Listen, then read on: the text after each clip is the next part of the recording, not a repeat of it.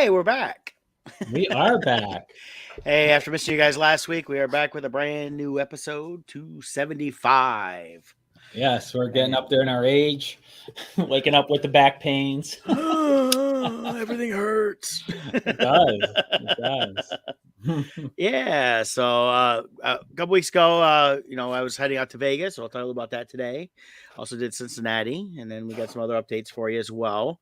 Mhm. I think we should start out get some ad reads out of the way so we can Yeah, knock that out. I will kick us off with Loringer Family Chiropractic Center PC, located in Belleville, Michigan, and Dexter, Michigan.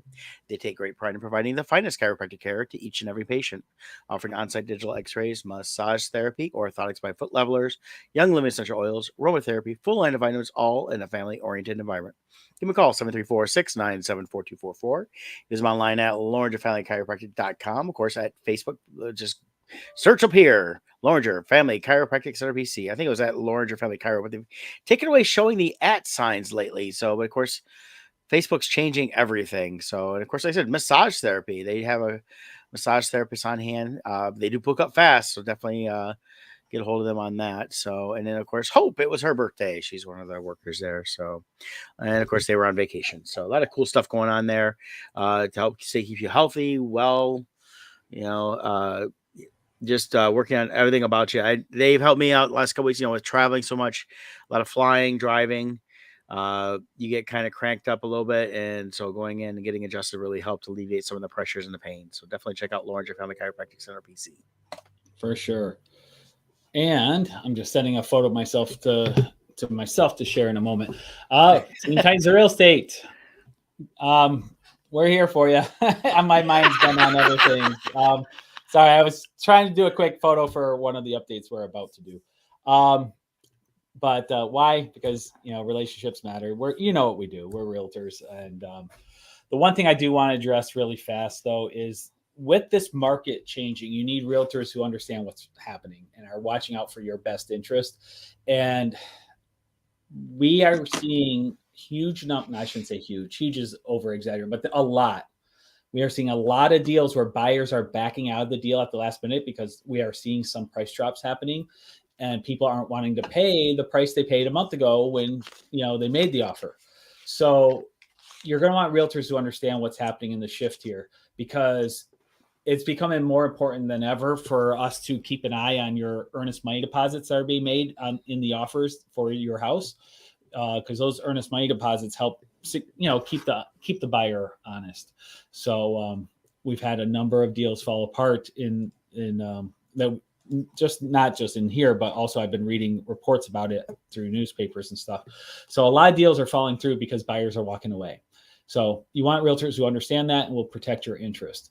Also, if you happen to be a realtor, especially with Realty Executives Hometown, we're about to unveil our new services. So I thought I'd give a sneak peek here. Teen Titans 911. That's for our realtor services, where once realtors get their offers accepted, we'll handle the back end for them, do all their paperwork, contracts, manage the deal from acceptance to close. So keep an eye out for that as well. If you're a realtor and you want to know more about it, give me a call. Our phone number, 586-232-5144. All right. Hey, Michelle. Sure. So Michelle's back working and Drummond. They got Drummond tonight here in Sumter at the roller rink. So if you guys are looking for something, we talk about like being working on your health with the chiropractic, you can also do it by actual exercise, and cardio drumming is a great way to do it. So come on out to Sumter, Michigan, down at the roller rink there. They start at 6:30. Get there a little bit early, and if you're your first time, your first class is free. Equipment's $5 to rent if you don't have it, and you can also say hi to Connie, the Comic Con mom. She'll be running the table. So, and as Michelle says, wahoo! It's a lot of fun. It's a hard work. So definitely come check it out. Yeah. So I just want to give a quick update on my goings on before we get into the main part of the show, if that's okay. Yep. So sorry for my distraction, and try not to get emotional. If you follow me online, it's been a hard week. Jill's daughter's been battling leukemia, got a bone marrow transplant 3 months ago, and she fought hard through it, but unfortunately she passed away Sunday, and she was 23 years old, and It was so this whole week for us has been planning funerals and all that fun stuff that goes with it. But I just want to show a couple quick pictures, real quick. Uh, there's Emily. She had Down syndrome, but my granddaughter Lillian also has Down syndrome. So looking at Emily as a young child is look. It's like I'm looking at Lillian. But there's a couple pictures of her there. So I just wanted to show that real quick. And then we're going to be having the funeral this Friday. And then one last one I want to share. I was lucky enough to help out Jill through this process. And I say lucky, but I mean, in that I got to spend time with Emily. This was just a few days before she passed. She loves Halloween and Christmas stories. So I was reading to her this book of Disney short stories for Halloween. So that was fun. I was reading to her from the book a lot. Stayed overnight a few nights, and people who don't know Down syndrome people, we live in a world where a lot of people. Jill would say this: we live in a world where a lot of people will abort just because they find out their child has Down syndrome, and meanwhile we were doing everything we could to fight to save Emily, and they are truly amazing people who give. It's just amazing to know them. Words can't describe it. There's an innocence there, a love of life that's there. That Jill would say often. She thinks we're the defective ones, and so sorry. That's okay. That's okay. No, I didn't get. I know Jill. So we'll have Jill the pretty funeral well, this week. Yeah. Friday's the viewing, correct? And then looking Saturday forward to some fun topics here today. So sorry. I plan on coming out on Friday and visiting. And, all right. So other than that, we are going to move on. It's very tough, but just so you know, Scott, Michelle sends you hugs to you and Joe. Thank you. So as Scott starts, his camera's breaking up. That's not just his tears covering the camera lens there. So sorry. The signal's breaking up. Yeah, you're getting a weird little thing there, but just so everybody on my phone. Yeah. So, all right. So, hey, we're gonna have fun the rest of this hour here, and we know Emily would want to because she was a fan of the show, and Emily was a fan of life, everything. So, if only we could aspire to be that. Yeah. Her favorite movie is well, I shouldn't say favorite, but one of her top movies is Christmas with the Cranks, and every Christmas. It would be on like 25 times during the Christmas season. We'd have to watch it. And in the hospital, we were able to watch it. We kind of had I want to thank everybody who supported. We had some GoFundMes. Everybody who reached out to that, you've been a true blessing. It allowed Jill to be at Emily's side through this whole thing for 3 months nonstop. She was in the hospital. But you guys also, her favorite time of year was Christmas. Her birthday is December 17th. So for her, Christmas, like the whole month of December was Christmas for her all the time. And so many people sent all these gifts and stuff. So every time we went to see her, we had another load of gifts for her. So it was like for 3 months, every day was like Christmas for her when we'd show up. So and we would play Christmas music. We'd play Christmas movies. And a lot of Christmas with the Cranks.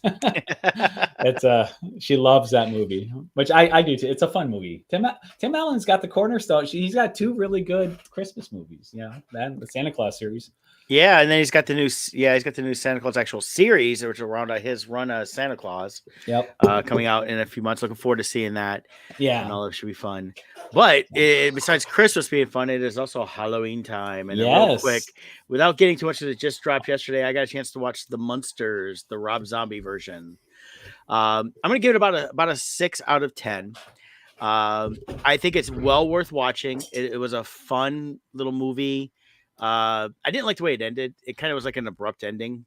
Okay. But it kind of ended almost like, I guess, like it could be like an episode. So I definitely recommend checking out. I thought they all did a really good job. It's an origin story, which we've never really had with the Munsters. So we get to see how Herman Munster came about and what parts make up him a little bit. We also see a little bit into Lily and as we always know, his grandpa, but in this he was the Count, which has always been the Count, but they always refer to him as Grandpa in the series because by then, of course, they had a kid. So in the series, so he's Grandpa to everybody. But I thought it was fun. It dropped on Netflix, and I saw a bunch of stuff over the last couple months. It was always meant to go to Netflix, though they did release it at the same time on DVD and Blu-ray yesterday, so you can go buy it if you don't have Netflix if you really want to see it. It's like $15 to buy, so it's really not expensive. If you're going to go to the movies and see it, you'd spend more than that just because popcorn and candy and everything else adds up to about $47.95. So this was released on streaming, not in the theaters. Yes, and it was always planned that way. Yeah, I didn't realize that's what they were planning. So what network is it on? I'm sorry. Netflix. Okay.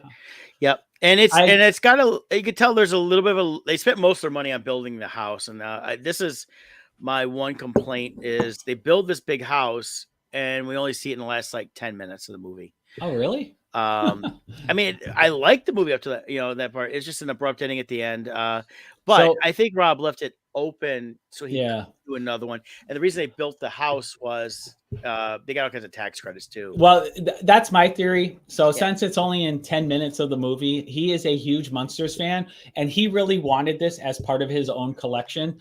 So he was able to build his ultimate, like for me, I'd want a giant Death Star Rebel base. Well, here he goes. He got the studio to pay for his biggest home collection. Yeah. And it's over in Prague though. So it's not here in the United States. So they filmed it all in Prague. And so now he gets a tax write-off for business purposes to go visit it. Yeah. But most of the movie takes place in Transylvania. That's where it's based out of. And of course, it's a whole different world there versus what we're used to.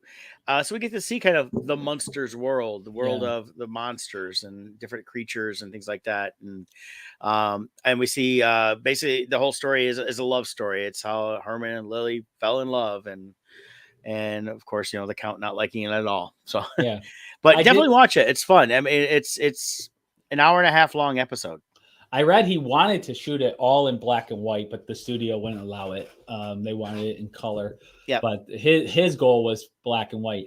And I mean, that's really how we're mostly used to it. The Munsters is black and white. So I think it would have gave it a different feel, maybe to the positive. Yeah. I believe the entire series was black and white. It was when they started doing the little movies that they went color. Right. So like Monsters Go Home, and they did revivals in the 90s. They had the one where they did like an episode or two as like a pilot starring Eddie Izzard, and I actually like that. It was a little more, but he played the Count or Grandpa, and he was not as the Count like we normally see from the series or even this one here. He was a wholly different look. I'd like to see what they would have done with that one because it was actually I enjoyed that pilot. It was actually a good pilot. So yeah. So as people know, Crimson Shadows, we utilize Frankenstein in our series as well. An interesting little side note, though, for Frankenstein is most people think of Frankenstein as having green skin, but he's actually not supposed to have green skin. In the book, it's more yellowish and sickly looking. But in the original movies with Boris Karloff, it was filmed in black and white, and they would often use green makeup because in the black and white, your shadows would get bleached out from the lights and stuff. So the green makeup would pick up the features better. So oftentimes they would use green makeup for black and white. So that's where the green skin came from, was the original makeup was green just purely for black and white lighting purposes. But then as it carried on and then things became colorized, people got used to the green skin for Frankenstein. So little side note there. So. Yeah, it's filmmaking's kind of interesting because when I did filmmaking classes in college, we shot in black and white a little bit. Didn't do any green makeup stuff, but for things like blood, we didn't always use red.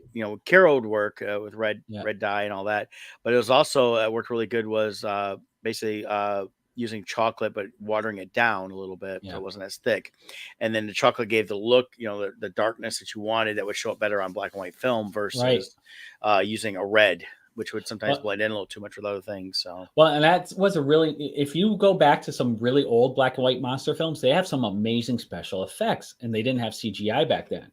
But because it was black and white, they could do tricks where they would they would paint an actor with two different color paints, like let's say green and red. Mm. And so the green, they would turn on the one light and you wouldn't know, you wouldn't, like if they turn on the red light, the red paint wouldn't be seen. So all the green makeup features would be shown. And then they would transition to a green light, and which then would hide the green makeup, and the red makeup would show through. So like in the old Dr. Jekyll and Mr. Hyde, they have this amazing transformation that he goes from being normal to the monster in live time. And it's because they were able to play tricks with colors of light, because the black and white film wouldn't pick up the colors. Right. So you were able to pick up different shadows and have some really neat effects. Yeah, the practical effects that back in the early days of Hollywood, especially during the talking eras, and actually from the 20s on, even in the silent, are just phenomenal. Mhm. And a lot of it's a lost art right now. And Oh, yeah. with people are so used to just being, we'll just CGI this, we'll CGI that. But going with practical, and that's one thing I'm liking. We'll talk about Andor today. Is we see in Star Wars, while there's a lot of digital effects throughout since the prequels, there's always been a history of practical effects and practical makeup as much as possible too. Yeah. So definitely for the monsters. What did you rate it, a 6? I give it a thumbs up to watch, but I give it like a 6 overall if you want to get technical with it. The story was fun, but the ending I thought was a little abrupt, and it felt like it wasn't really a protagonist per se. A little bit of the one, but it wasn't. It was more of just like, hey, let's get these characters out there. But the monsters themselves as a series never had a protagonist. It was, them living in the human world. Yeah, it was a sitcom, and it was a fun one. I was always a bigger fan of the Munsters than the Addams Family. I really loved Herman Munster growing up. Fred Gwynn was just, I loved Fred Gwynn, and especially once he was in My Cousin Vinny. Yeah. Well, it's a you. Well, it's a you. Yeah. But yeah, I liked Fred Gwynn, and definitely was a great actor.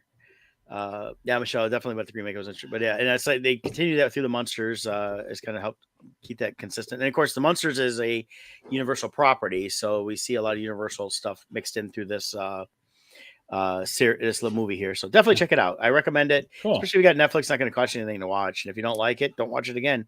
But I keep it in line like Hubie Halloween that Adam Sandler did a couple years ago. Not a great film, but fun. I really enjoy Hubie. Every time I watch Hubie, that's another one Emily likes, so we've watched it a lot.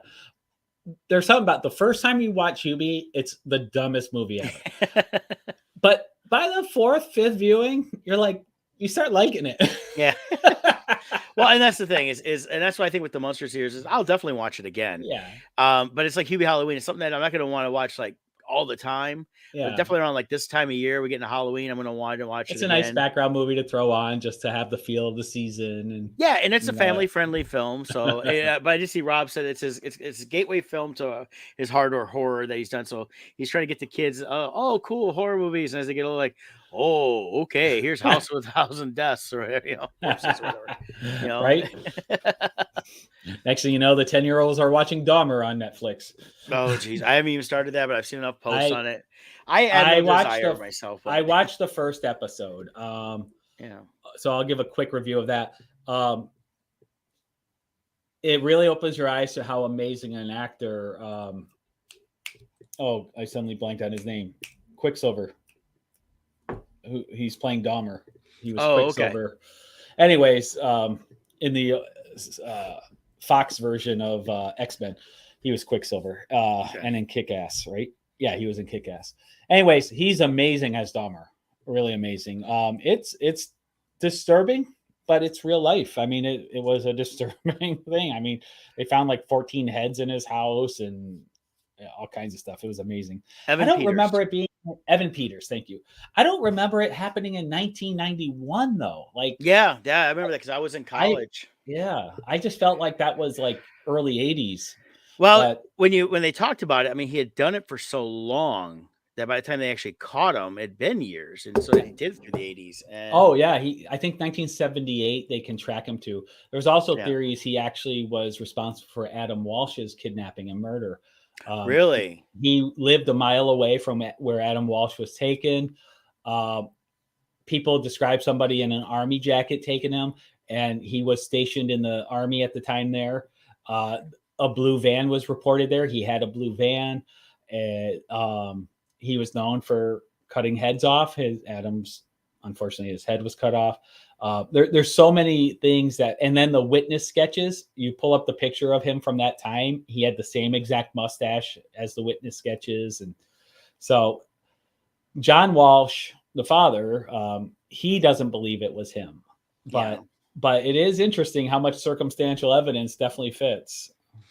Well, But and that's the thing. It's interesting on that. But and if he doesn't think it is, I mean, it may yeah, be something more. He just doesn't want it to be part of that. So yeah. So, anyways, it's troubling to watch, and I honestly I don't know if I even, at least right now with everything I've been going through these last 2 weeks, I don't feel like watching that kind of a show. So I kind of, after the first episode, I said, "Oh, that was enough." Maybe down the road I'll go back and watch it, but it's intense. I'm personally not one to get into watching all these murder shows, Yeah, these real life murder stuff and things like that. I know some people they just love it and they're so deeply into it. yeah, Me, I don't know. I guess I find it so I could probably watch it be fine, but at the same time I just find it so disturbing that I almost feel like they're giving a higher praise to these serial killers yeah, than needs to be given. yeah. I agree. And I've noticed that even Yeah, in when we do Comic Cons and things like that, I notice like I understand in the fictional side when you do like a Michael Myers and things like that, it's one thing. When it's a real person, I see people creating games and stuff like that based on all yeah. these serial killers and creating trading cards and stuff like that. I personally, that's not something I think needs to be praised, but that's Yeah, just the me. real life people, you definitely shouldn't be praising them. I'm only one episode in. I don't feel like they're praising him the way they've done this. I'd have to watch the whole series to know, but I feel Yeah. like they're staying. I mean, they're definitely portraying him as weird and creepy, and I don't think they're praising him. So, Okay. but time will tell. But he's probably the last major serial killer we've had in the media. I can't think of anyone more recent. Like 91 seems like the most like a lot. It seemed like it was happening like crazy in the 70s and early 80s. Well, and I think as technology has caught up with cameras and things like that, they've been able to Yeah, shut down. Plus, even like you see shows like Criminal Minds, that was based on it's a real group that's in the FBI that hunts for people that they look for those patterns yeah, and by profiling and things like that, they've been able to I think stop people a lot sooner. But yeah, there's not yeah, you don't hear like him, like Gacy, which were two of the biggest. Dahmer and Gacy were two of the biggest ones I remember growing up. And then there's been other ones, the Zodiac Killer and yeah. Son of Sam, stuff like that. So um, I think nowadays it gets stopped a little sooner, but Maybe, they yeah, do. But now you hear like afterwards, like oh, they catch somebody and like, well, he's now being tied to like 8 other killings. Well, technically that would be a serial killer, but they're just trying not to. yeah. The media nowadays, surprisingly, is trying not to glorify these Right. people, and they keep it more squashed. And I also think that the those involved, like the feds and things like that, are also Yeah, limiting because of the fact that now with news literally on everything we have. So it's available to us 24 hours a day, 7 days a week, pretty much wherever you are. They have to limit that stuff. yeah. So, but I know Um, people are watching that Dahmer, and I've seen a lot of people are creeped out, but they just, I think they're loving the creep factor. To me, I don't. yeah. Little side note, off screen, yesterday, Brett and I were talking about the weekend box office. Yeah. So that Avatar that was out, it's the re-release. Oh yeah, I knew that. You didn't realize Oh, that? I thought, when's the new one come out? December. Oh, okay. Like I said, I've been lost this week. So when I saw a post that Avatar only did 10 million, I'm like, oh my god, that's horrible. But this is the re-release. It's not Yes. the so Yeah. Don't Worry, Darling took number one with almost 20 million. That movie has really been just bogged with negative rumors and stories. And so I don't know what's true. People are coming out saying they're not true. Some are saying it's true. So who knows? Yeah. But that movie's just been a mess. Even during making Jace Sudeikis, he filed his divorce papers against Olivia Wilde and all kinds of stuff. The Woman King came in at 11 million. That had a 42% drop. Hmm. This is its second week. And then the Avatar re-release did 10.5 million, which for a re-release, I mean, this movie hasn't been out for 12 years or Yeah, 20. and a When did lot it of it come out? is well, you gotta keep in mind that movies are what 3 hours long. Yeah. And then of course they're in it looks like about 1,600 theaters if I can see that right, but 1800. 1,800 theaters.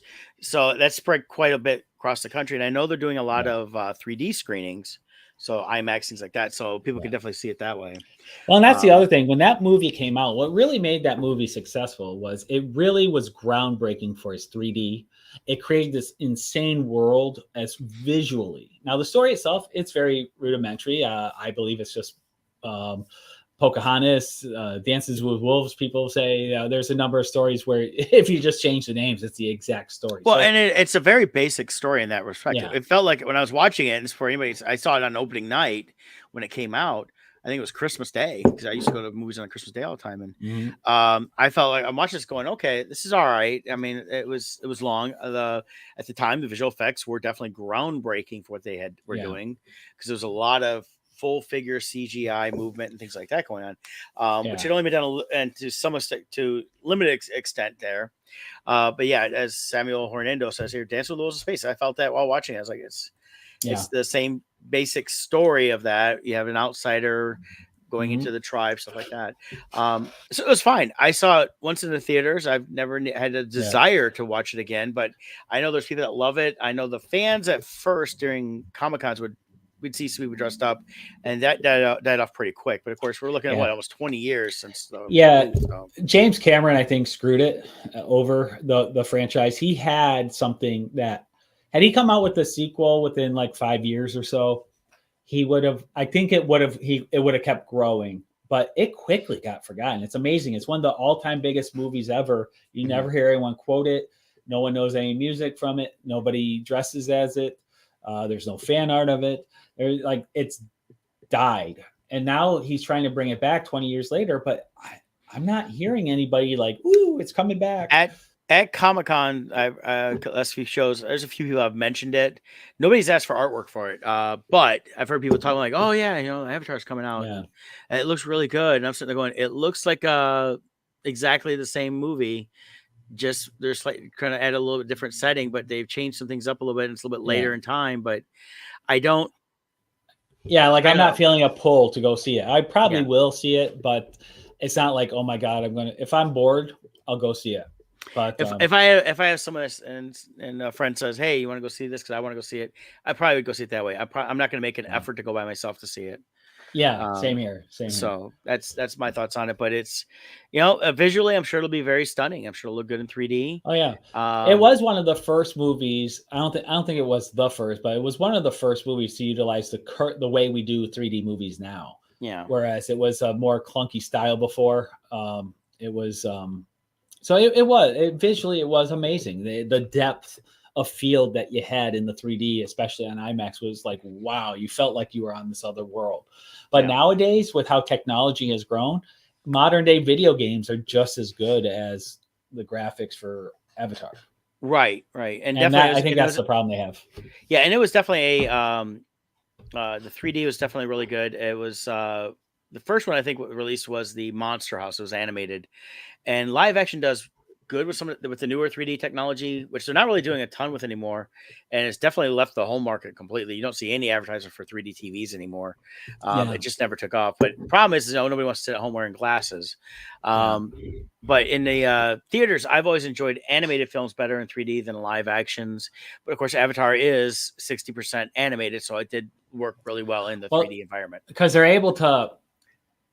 My belief is with the more animation CGI you have, they can play with that depth of field to separate them better. Yeah, So you get a little bit crisper 3D. Things get that separation. Like Star Wars, they do an amazing job with their 3D. Like the dirt on the windshield, you can tell, you can see it in the foreground with all the ships in the background flying around, and like there's like little nuanced stuff. But once again, that's also 80% CGI, and the rest is with live action pasted in there. right. So So, but it's movies that utilize the 3D where they were planning it during the filming. It really shows better than those that was kind of an afterthought. Well, we're gonna release it in 3D, just convert it, and that's mhm. all they did was convert it. And you can tell that when you watch it, it looks good, but you don't get any real effect from it. And definitely, you don't need the gimmicks of here comes a hand, or we're Yeah, gonna you could throw always people tell, here. especially in the 80s, which movies were made for 3D. They would have that one scene where woo. Yeah, but yeah, so Avatar's out in theaters for the release. If you're a fan, go see it. Yeah. Um, right now, I'm not even. I'm trying to think what's coming out. What's coming out movie wise? That's Yeah, well. We don't we have uh a Marvel coming out soon? in November. Yeah, Yeah, what's coming out we in got November? Wakanda. Wakanda. Yep. Which if you there is toys out now, and if you look on the back of toys, it basically gives you the plot of the movie. Yeah, Wakanda versus the Aztec Empire. Yeah. They have moved a few things away again. It's like Shazam's going to be next year now. Yeah, Um, I think Warner Brothers is putting all their hopes and dreams on Black Adam, and depending what they do, we'll see if those other things get released. They keep pushing. I We'll think they see. will, but it's also remember there's a merger going on too, and I think some of them they were able to push back because they wanted to wait till the merger's finished. Yeah, And I think that's part of it. So we'll see. I It's thought it kind was of Atlantis. Yeah, I'm being sarcastic because Namor now looks like an Aztec warrior instead of the an Atlantean, Submariner. yeah. So well, we'll see. I Oh mean, yeah, did you see the Deadpool announcement? yes. That actually definitely got me more excited about anything. The fact that we got huge Ackman Yes, huge coming Ackman. back playing Wolverine with Deadpool. So they are going to tie. Which I think this is them tying in now the X-Men universe to be able to do things with. So yeah, for me, this was the most non-surprise announcement ever.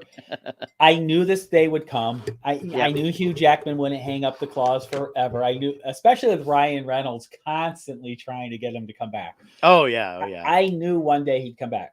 Now, what's interesting though is Hugh is not nearly as bulked up, but they could easily just give him a suit, or they could dress him up in the X-Men leathers that were in the Well, original movies. they haven't started filming, and they announced his run for the Music Man is done. Okay. So I have a feeling he's already started training. Yeah. Well, we'll have to see. But Yeah. I absolutely love him as Wolverine, and I want one scene of him fighting Hulk and having Hugh officially in the MCU. They'll tie it in as a multiverse thing, I'm sure. Maybe they'll go side by side with another version of Wolverine to introduce them together. Who knows? Yeah. I don't think, obviously with his age, they're going to want somebody to commit to at least 10 years at least. Yeah, I think forward. the Hugh Jackman one I think is more of just it's a gimmick, of course, but it'll be a fun gimmick. But it's going to be from a different universe. We already know the multiverses are out there throughout this stuff, so this will be a way to introduce mutants. But then they'll probably pull from somebody else. So I wouldn't be surprised. I wouldn't be surprised if the end credits or during the movie we see a different Wolverine from a different universe and they meet. Yeah, and go from there. I'm excited about it. And Hugh Jackman has always said he never said he said he was done, but he said but anytime they want him to come back, he would always come back. He said if it's a MCU tie-in, yeah, they might be able to lure him. So here we right. go.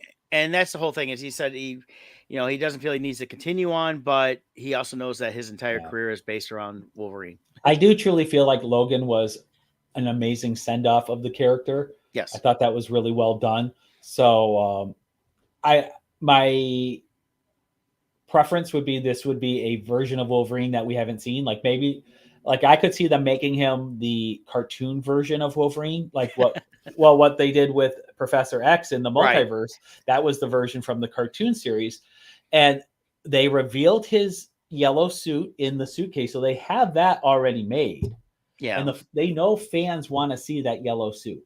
So I could see him donning that suit as a multiverse version. And I can see it being Deadpool that gives him the suit, saying, "Here, I got a suit for you."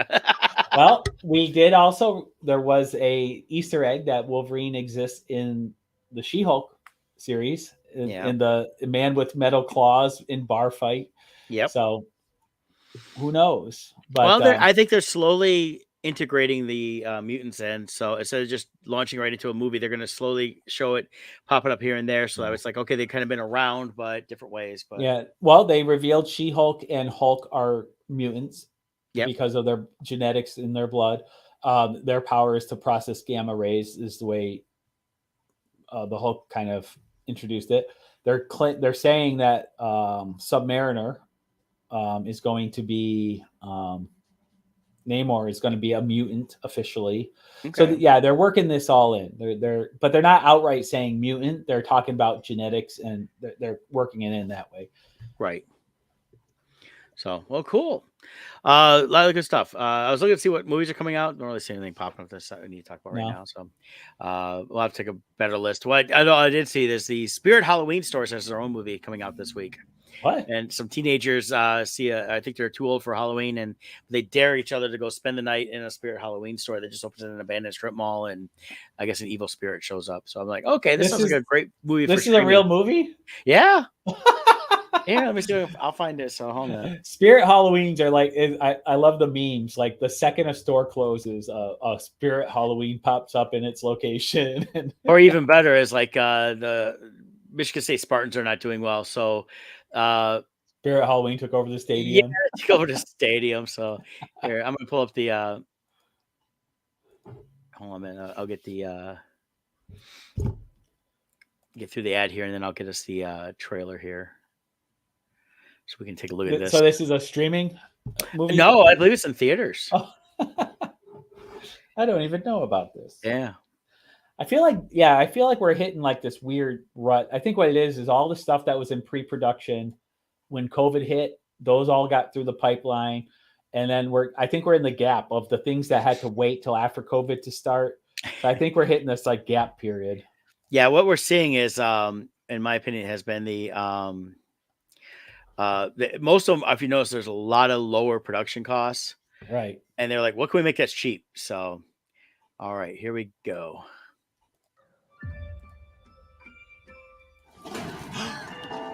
We can always just watch a scary movie at my place. Dude, we need something super creepy around now. You want something really creepy? How about a night locked in here? Pop-up Halloween store in a creepy lot? Awesome.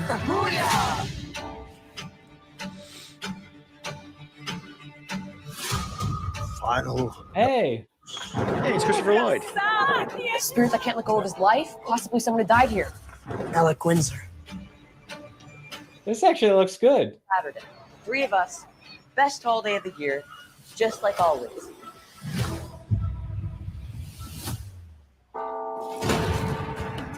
But the store closed and we're still inside. You mean the store's locked and we're trapped inside? Was that there before? Ask the right questions, you'll get the right answers. Is Alec Windsor roaming tonight? What does he want?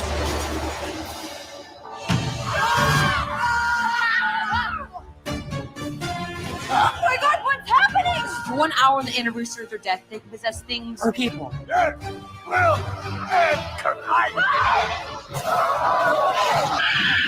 He's not answering his phone. He's with his buddies. He's fine. Holy cow. Seal with a sacrifice to set him free. Carson, now! The girlfriend is a little scary. Hi.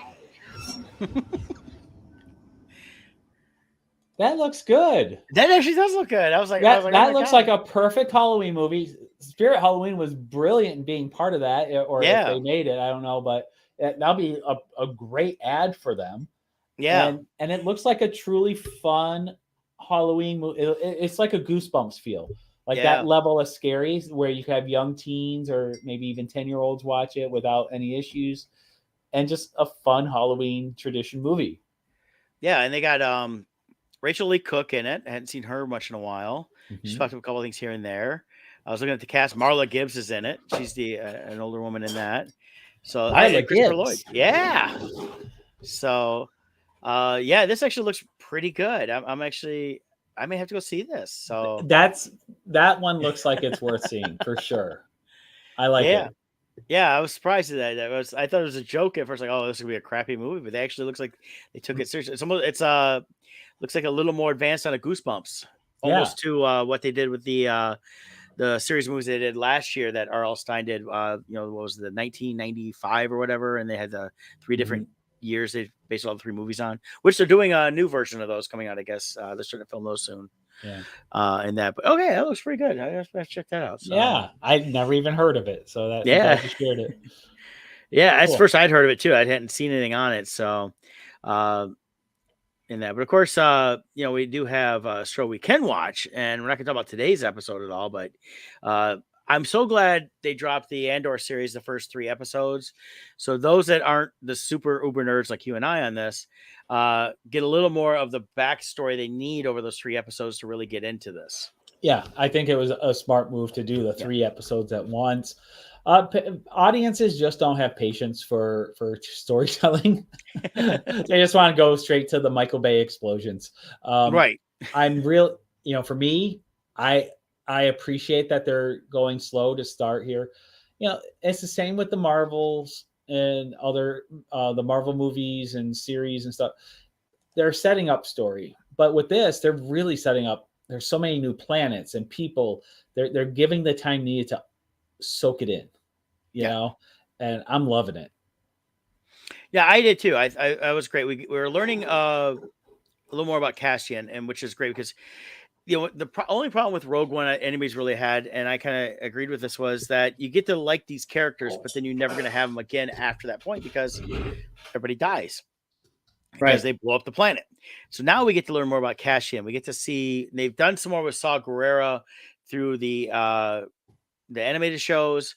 But now we're gonna see Saw really taking off in this one to get a little more of this, because of course it's mentioned it's mentioned in today's episode. I won't get too much of that. Was the different groups. There's the Alliance, and then there's Saw Gerrera's group. There's like 5 different groups that are basically the rebellion. Right. And this is still at the early stages of rebellion here. The amazing part to me is that Cassian ends up joining the Beatles and changes his name to Paul McCartney. Yeah. It looks just like him. I know. It's the hair. The hair, the beard, the eyes. It's like it's Paul McCartney from 1970. Yeah. Yeah, I was looking through a thing here to see about anything I may have missed during watching the initial run last week. For any Easter eggs in that. I think really for Easter egg in the first one was the blue milk drinking scene, but that was real quick. Yeah. Episode 2, it says the second half has the most Easter eggs, along with everyone's favorite character, the Bell guy. He's listed in the credits as Time Grappler. With that, I liked that they showed him a few times. I liked his looks because he was so intensely serious to ring the chimes, basically. He was like. Yeah. And he mentions here that it's folded metal, and this review is saying that it looks like it could be ingots of Beskar, so that could have been the chimes could have been made from Beskar for the sound in that. So the other thing I want a little viewing tip for viewers. I did a post at the time, so I got tons of messages every time something Star Wars comes out. I get floods of messages. When is this taking place? Because with Star Wars, nothing is ever set out in chronological order from the last release. So it's always, where are we in the Star Wars timeline? So at the opening scene, it says BBY 5. So everything in the Star Wars universe is the Battle of Yavin, the first Death Star in 1977 that got blown up by Luke. That is the Battle of Yavin. That is considered year 0. Then everything before then is BBY, before Battle of Yavin, or ABY, after Battle of Yavin. So because it said BBY 5, we are 5 years before Luke blows up the Death Star. So if you see ABY 5, it'd be 5 years after. So that's how you keep track of where we are in the timeline. But then you also have to know everything else in the timeline. So you can say, okay, so BBY 6, that's Return of the Jedi. So, or ABY 6 is Return of the Jedi, or whatever, Empire is 3. Samuel mentions this here. It mentions that the consistency is, he said he's been in a fight since he was 6 years old. Actually, we do see that in this in the first 3 episodes. The flashback is as a kid. He may not have been in the full rebellion, with everyone else, but the group of kids there, that was the fight. They were fighting against the Empire. Everything they were doing was against that. So I would say that did clearly show that. And that, to him, he's been in the same fight for years. Yeah, that crash ship was his first encounter, I believe, is what they were showing, was their first encounter with the Empire. Oh, Bob Hickey doesn't like Andor. It looks like he's with it. That's okay. But I like it. It's a little more setup, a little more of the intrigue, and I think and that's why I'm glad he dropped the first 3. Well, it says he's older than 6, but again, we don't. That's true. So that doesn't mean just because they haven't shown him at 6, we might not know the backstory yet of what happened. Yeah. So it's not necessarily inconsistency. I mean, they could do another flashback where we find out his mom was killed or something. Who knows? Well, But and they've made it look like they've been that group of kids have been together for a long time. yeah, So whether he was actually constantly fighting or just part of it or support or whatever, he's been yeah, involved in that whole time. So and it could be he was just exaggerating. yeah. Or for him, it was 6. I mean, for him, it could be he was 6 because that's when Yeah. he was basically was doing the Lost Boys and or doing the Lord of the Flies. Yeah, but like for me, for instance, yeah, like why were they all? Well, they were some. It looked like a Peruvian type tribe, Mhm. and the actor, I think he's really from Peru. Yeah, they kind of incorporated certain things of Yeah, him into that to give. I think it helps explain the accent too.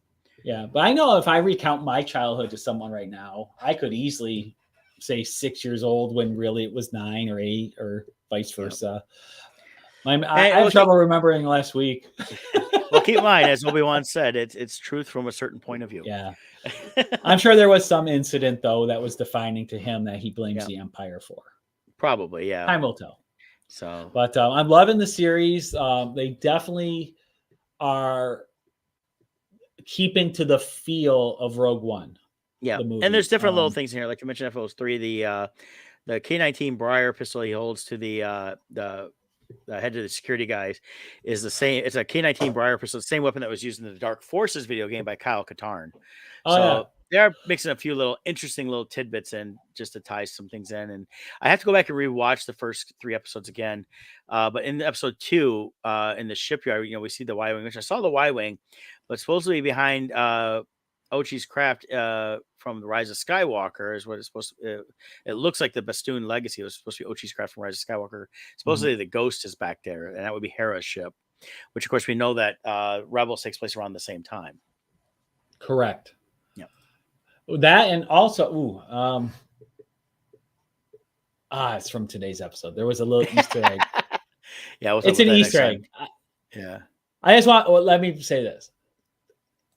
If you haven't seen today's episode, watch for when he's recounting a little bit of his history, and there's something mentioned that could mean he knows Han Solo.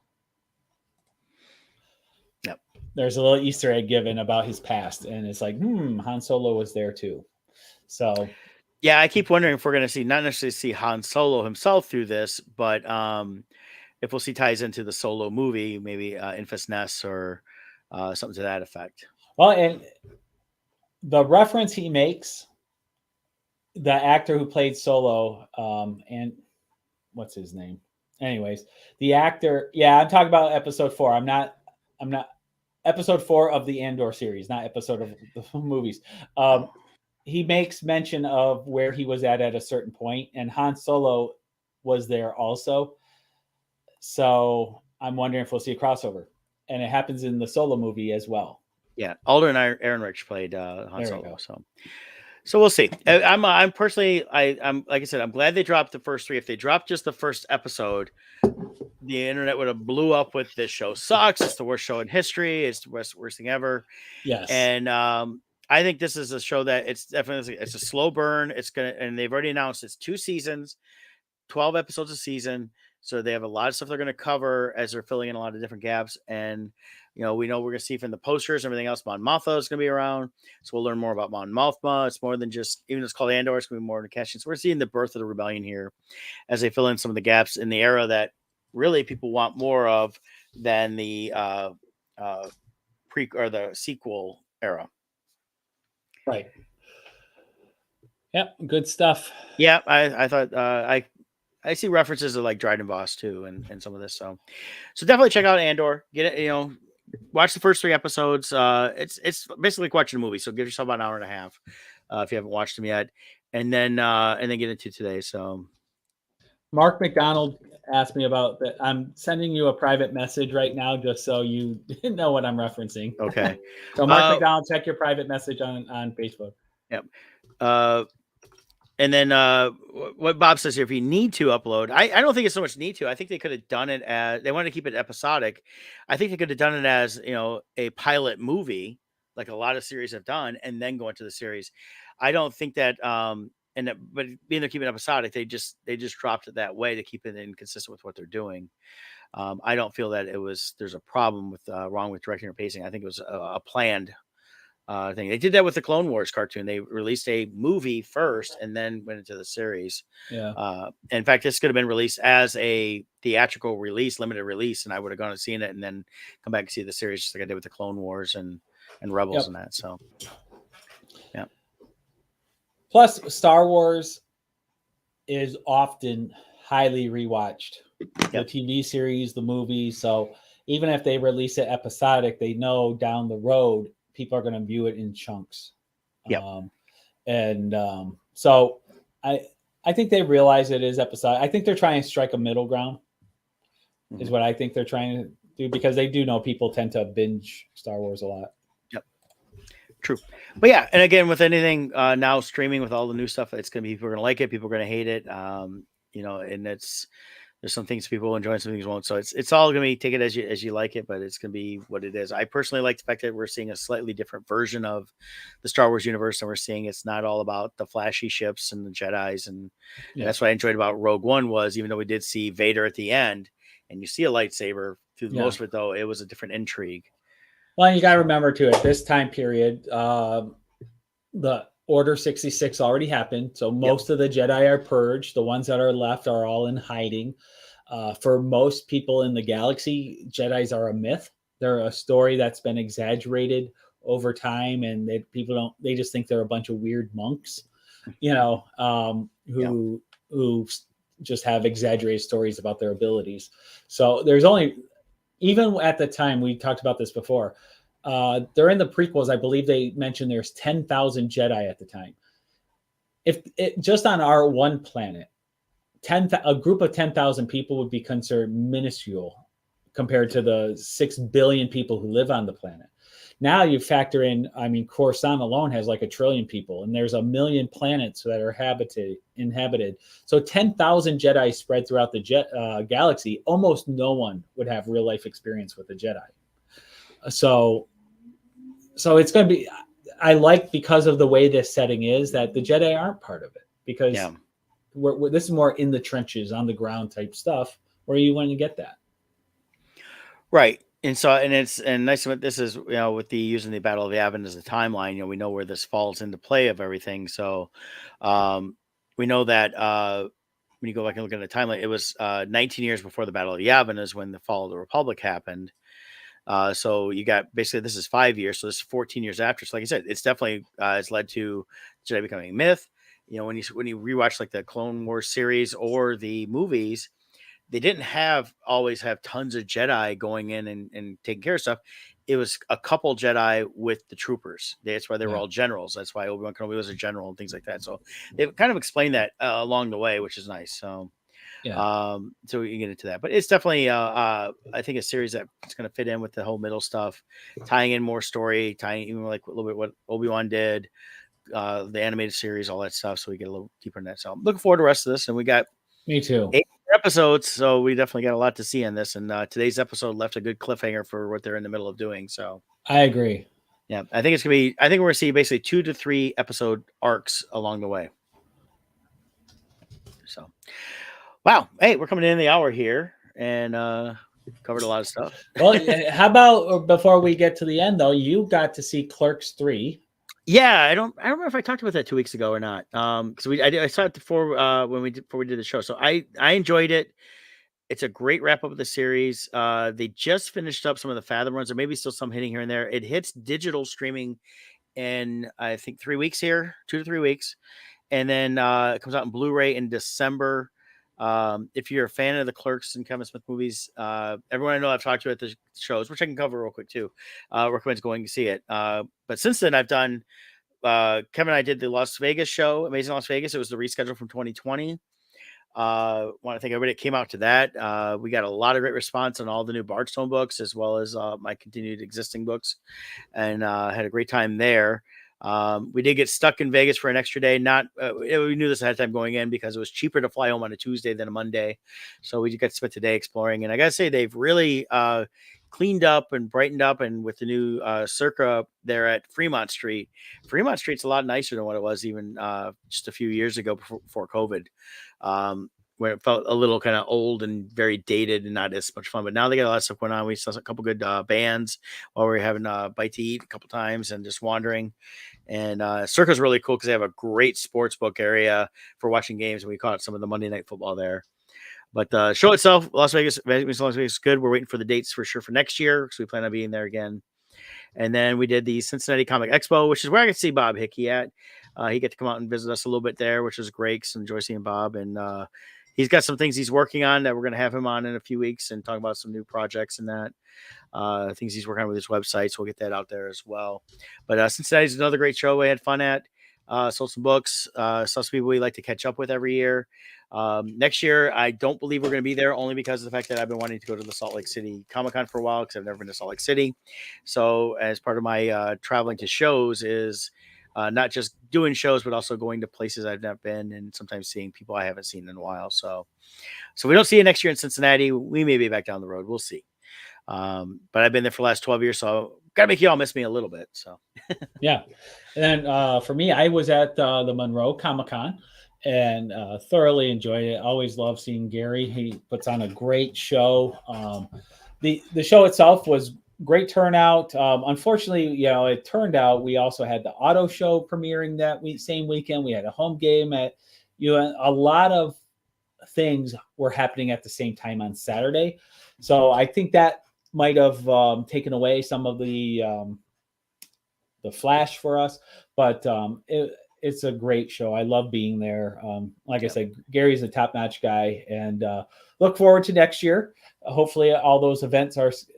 What stinks is the auto show usually is like January. Well, they moved it now, so of course it falls during the same time. So hopefully next year we don't have the same weekend as those, and hopefully it's an away game for U of M. Well, I can tell you this: 20 minutes away from there or something. The auto show is a permanent now in September. Okay. They moved it because they now are wanting to do something like, hey, if they figure summertime, they can have stuff outside, which they had all kinds of outdoor events. Yep. More people will come out than normal and not just be in Kobo the whole time, but be outside enjoying everything else around there. So I think it's gonna be something that'll be competing with them every year. But it's gonna, and there's also like, I guess within 20 minutes of the Monroe was like 4 other festivals. So there was a lot of stuff going on in September. So it's just going to be, it is. I mean, hopefully you guys get people out next year for that one. So if you guys go back to that. But I definitely would go back. I love their show. It is a great show. It really is. He's a promoter who cares, and those are becoming less and less. And it's always more fun to be at a show where they care about you and they want to see you doing well. Yeah. So hey, join us next week. We'll talk some more fun stuff. Give you guys any updates we think are fun and cool. And my next show is not until Baltimore at the end of October, so we don't have to talk about cons for a while. But we'll try to get a couple special guests on this next month too. So join us next week, and we'll see y'all later. Bye.